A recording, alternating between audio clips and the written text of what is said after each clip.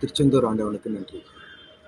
ரொம்ப சந்தோஷமாக இருக்குது. இந்த பதிவு எதுக்கு அப்படின்னு சொல்லி பார்த்தீங்கன்னா, உங்கள் எல்லாருக்குமே தெரியும், நான் ஒரு யூடியூப் சேனல் வந்து ஸ்டார்ட் பண்ணியிருக்கேன். இதுவும் வந்து எப்படின்னு பார்த்தீங்கன்னா, என் அப்பன் திருச்செந்தூர் ஆண்டவன் அருளால் வந்து ஒரு சில பதிவு வந்து என்னால் இந்த இன்ஸ்டாகிராம் மூலியமாக வந்து கோயில்களுக்கு நான் போகிறேன். நிறைய பயணம் இன்னும் நான் போயிட்டுருக்கேன். ஸோ இந்த பதிவு எல்லாமே வந்து ஒரு ஃபுல் லென்த்தாக வந்து இன்ஸ்டாகிராம் மூலியமாக என்னால் போட முடியல. மெயின் காரணம் அதுக்காக தான். ஸோ நான் போடுற எல்லா பதிவுகளும் உங்களுக்கு வந்து ஃபுல் அண்ட் ஃபுல்லாக இப்போ இன்ஸ்டாகிராமில் பார்க்குற மாதிரி பார்ட் 1 பார்ட் 2 இல்லாமல் இது நிறைய பேருக்கு வந்து சரியாக வந்து புரிதல் ஏற்பட மாட்டேங்குது. ஏன்னா ஒன்றுத்தில் பேசிட்டு திரும்பி அடுத்த பாட்டுன்னா கூட நம்ம மக்களுக்கு அதெல்லாம் புரிஞ்சுக்கிற டைமும் கூட நம்மக்கிட்ட இல்லையே. அதனால் என்னென்னா யூடியூப் சேனலில் ஆரம்பிச்சுட்டு அந்த யூடியூப் சேனலோட பேர் வந்து முருகன் இல்லம் ட்ரஸ்ட்டு. நம்ம ட்ரஸ்ட்டோட பேர் தான் அந்த சேனலுக்கு வச்சுருக்கேன்.